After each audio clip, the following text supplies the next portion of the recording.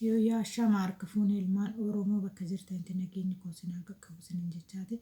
Nagaa maal qabnaa miti keessi keenya nu gubateera gubbaan keenya nu gubatee gubaa kanammoo rabbiin nurraa haa dhaamsu ijoollee teenya kan yeemanitti obbolaan keenya yeemanitti nurraa dhumaniif hedduu takkaan gaddaa akka nama Oromoo tokkotti akka nama obboleessa qabutti akka nama obboleettii qabutti akka nama namummaa qabutti hedduu takka gaddi guddaan natti dhagahame homaa gochuu hin danda'amu namsee walii kennuu hin danda'amu walitti bituu hin danda'amu kanafeef sagalee akka taanuuf warra mana hidhaatti hafeef sagalee akka taanuuf warra mana hidhaatti hafeef akka maddii dhaabbannu asumaan isin gaafadha. Obbolaan keenya kan nu jalaa dhumaniif immoo rabbiin rahmata haa godhuu fi boolla isaanii daadhiin haa guutu obbolaa isaanii haadha isaanii maatii isaaniitiif immoo rabbiin jajjabina haa kennuu fi ilmaan Oromoo maraaf rabbi jajjabina haa kennu garaa keenya kan gubate kana rabbiin waan ittiin nu qabbaneessu isumatu beeka du'a kanillee rabbiin nurraa haa dhaamsu. Mee boo'ichuma kana guyyuma tokko boo'ichuma kana mee baruma tokko osoo hin boo'in ji'uma tokko osoo hin boo'in rabbiin guyyaa baay'ee miti guyyuma ji'uma takka osoo hin boo'in rabbiin nuuf agarsiisu rabbiin kanuma irratti nurraa haa dhaabu yaa ilmaan Oromoo kan Saawudiitti hidhamee jiru kan Yeemenitti hidhamee jiru kan bakkuma hundumatti hidhamee jiruuf sagalee ta'aa fi maddii dhaabbadhaa waan qabdaniin gargaara gaafuma isaan dhumanoo as baanee hooboon feesbuukuma irratti isaan laxxafnee asumaan teenyee hooboon homaa bu'aan qabu bu'aan keenya yoo amma wal bira dhaabbanne yoo amma sagalee walii taane waan dandeenyuun wal bira hoo dhaabbanneedha malee gaafuma waan tokko ta'an yoo iyyine homaayyuu furteen agarre furteen keenya amma warra Yeemenitti dhume kanas dura iyyachaa turanii kinoo akkanattiin akka qoraanitti bakka tokkotti boba'anii kan jireenya si jibbisiisu kan namummaa ta'uu keessa jibbisiisu waan akkanaa kana osoo obboleessi kiyya keessa jiraate osoo obboleessi keetis keessa jiraate mee maaltu sitti dhagahama osoon anumti mataa kiyyaan hoggaa sana keessa jiraadhe haga lubbuun na keessaa baatutti maal ta'aatii jira maalan ta'aa akkamitti lubbuun na keessaa baatee jirtee wasaabde hedduu takka mataa keessa dhukkubsa hedduu takka nama ta'uu kee lafa kanarra jiraachuu hedduu takka namatti dhagahamaa jechuudha sinii galee kanaafuu hamma bira haa dhaabbannu hamma sagalee haa taanuufi waan kun ifuu as baanee xiyyina bakka mee isaan walumarratti walumaaf haa hojjennu walumaaf haa boonyu waan kun haa dhiisnu akka yaada kiyyaatitti waan kun yaadhisu walumaaf haa iyyinu walumaaf haa hojjennu mee yoo nuti wal kabanye yoo nuti wal maddii dhaabbanne kun hundumtuu akkanan ta'u duraa duuba namaa laalaniiti akka kana nurratti raawwachaati jiran malee keessa keenya hubataniiti malee hattuun gaafa si'atu keessa kee osoo hin beekne hattuun alaa dhufee sinatu sinii galee osoo keessa keenya hin beekne ta'e kun hundumtuu namni kun hundumtuu ilaa qoraaniyyuu gaafa bobeeffatu takka takkaan bobeeffatta malee homa tokko waan qabdu sanatti nattu namni kun hundumtuu har'a bakka tokkotti dhume jechuun nuti Oromoon hundi mataan dhumne jechuudha sinii galee boruuf iftaan immoo ammana lamatu nutti deebi'aa jechuudha.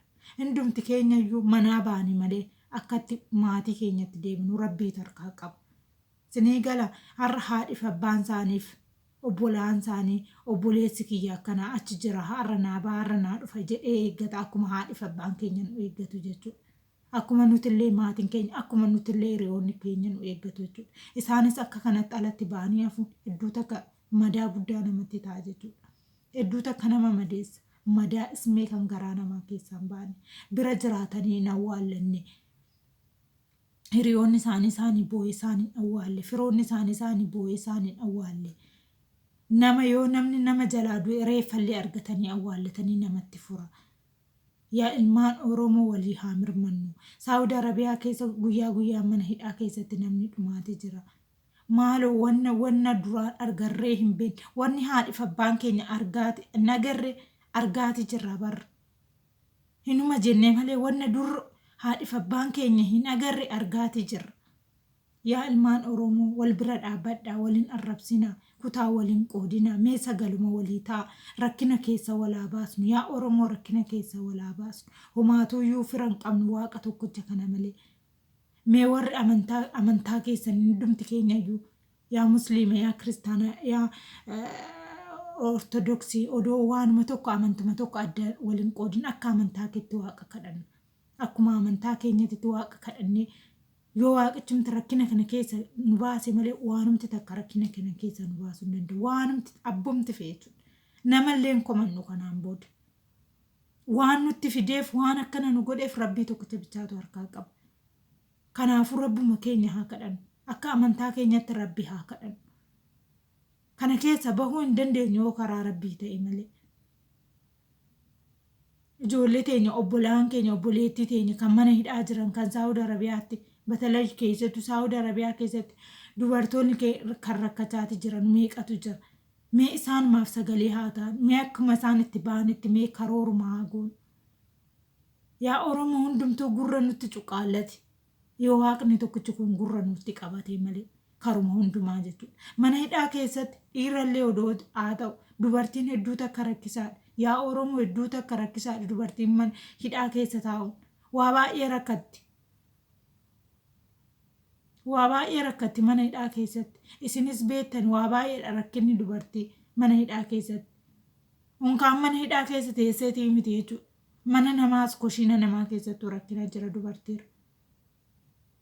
Yaa Oromoo sagalee walii ta'a. Yaa Oromoo wal bira dhaabbadhaa.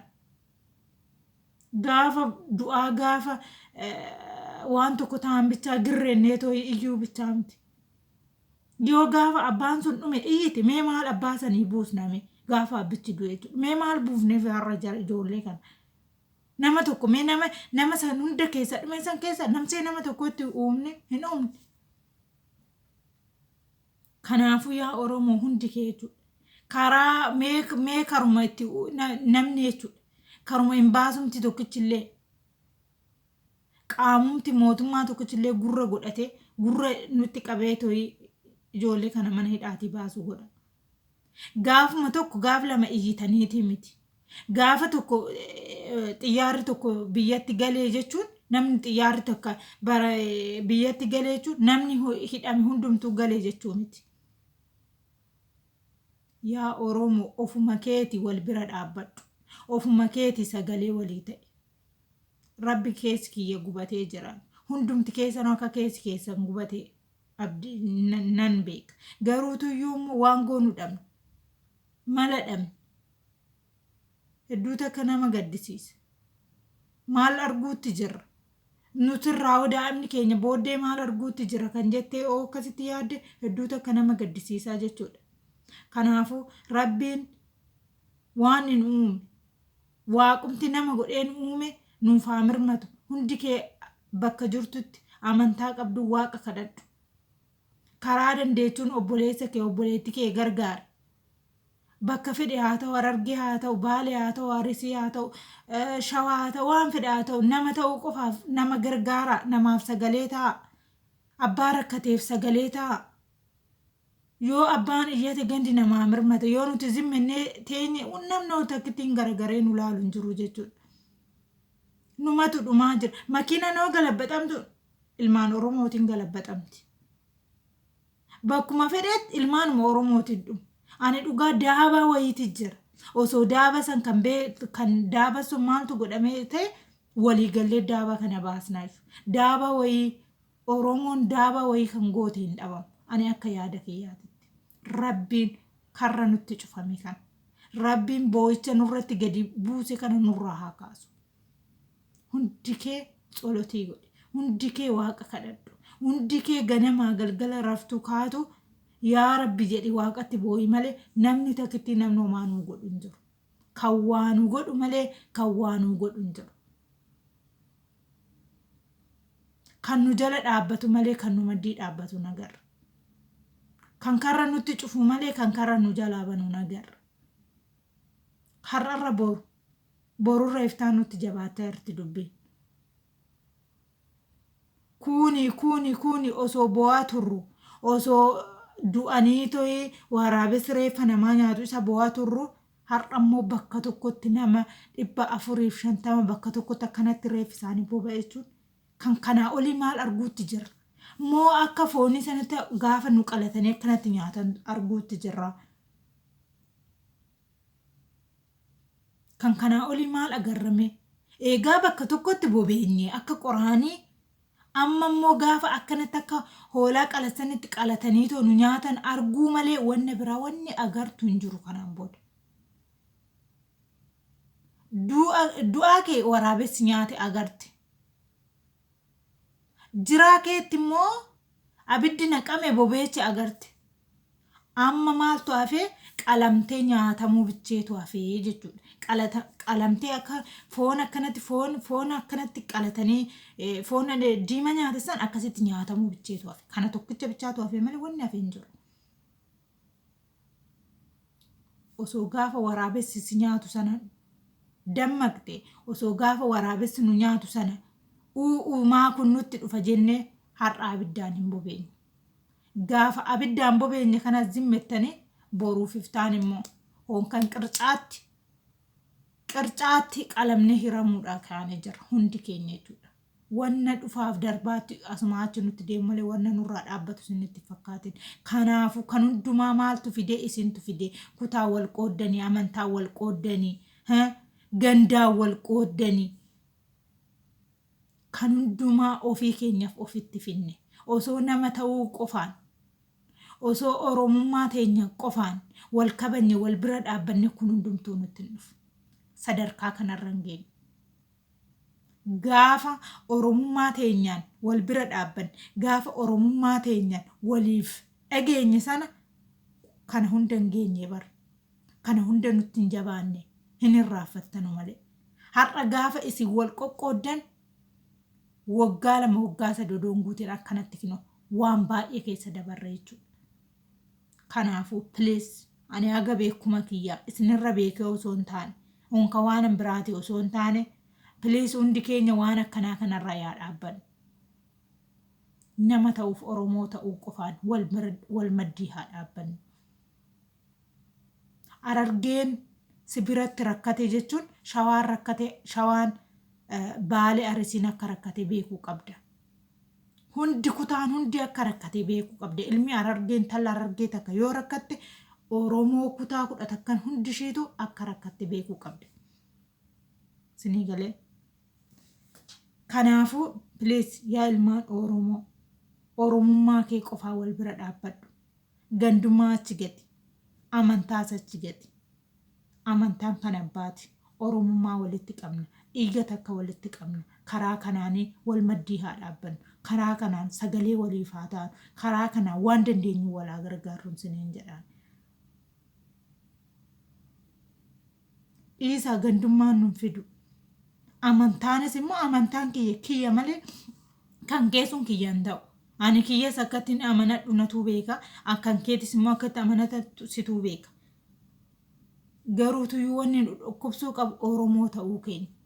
Homaa biraa dhabuu of malee homaa of biraa dhabuu keenya kana bichaan nu dhukkubsa. Siigalee nuti ilmaan hiyyeessaati kan homaa waata kan qabne jechuudha. Ilmaan hiyyeessaa.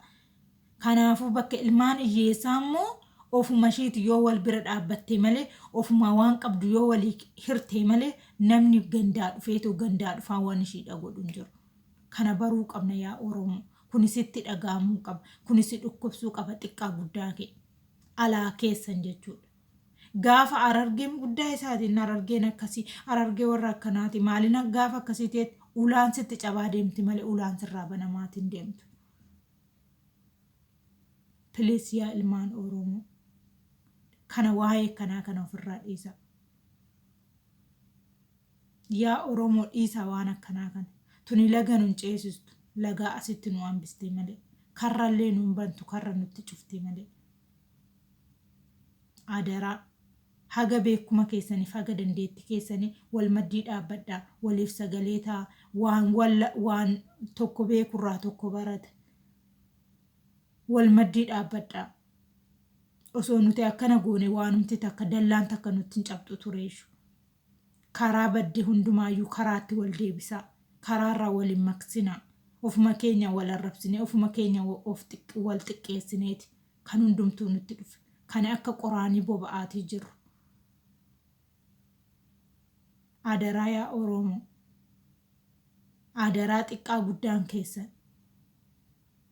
Wal maddii dhaabbadhaa. Waliif sagalee ta'a. Waliin arrabsina. Inni guddaan immoo wal arrabsuu keessani bara. Afaan Oromootiin barreessaa, afaan Oromootiin dubbachaa nama arrabsitan. Ana nama meeqan arrabsaan messenjeriin. Garuutuyyuu akkasin na arrabsatanitti akkasin na arrabsatanitti isiniin deebisu. Isinii galee yeroo mara Facebookaan fayyadamu. Kanaafuu akkasin na arrabsatanitti osoo keessi kiyya aaraa jiru isinii deebisuu nan saalfadha. Isinii gala. Oroo amma akkana barreeffama keessa san arge qoy akkanan jedhaani amma hoggaan jedhe ofiin qabammoo booda hoon jedheen amma inni na arrabsee akkana naan jedhe mee ani immoo deebisee arrabse inni immoo kanan biraa naan jedha maanni bu'aan kiyyan jedha. Dubbiin hoo dhiisanii numa dhiifti kan si arrabse dhiisi irruma darbe nama baay'atte keessa wallaalan hin dhabamu. Kanaafuu namni tokko yoo si arrabse ati deebitee yoo abbaa sana arrabsite dubbiin hin guddatti malee hin xiqqaattu. Hin dheeratti malee hin gabaabbattu. Kanaafuu namni tokko gaafa si arrabse jalaa zimmedhe. Yoo dandeechi bilook ofirraa isa godhe. Akkasitti hin deebine jechuudha. Kanaafuu yaa Oromoo adaraa please wal bira dhaabbadhaan siniin jedha. Ani haga beekuma kiyyaa haga dandeetti kiyyaa kanuma dhaamsa sinii dhaama. Sagalee walii ta'a waliin arrabsinaan siniin jechuu barbaada. Naaf galatooma halkan gaarii siniin jedha.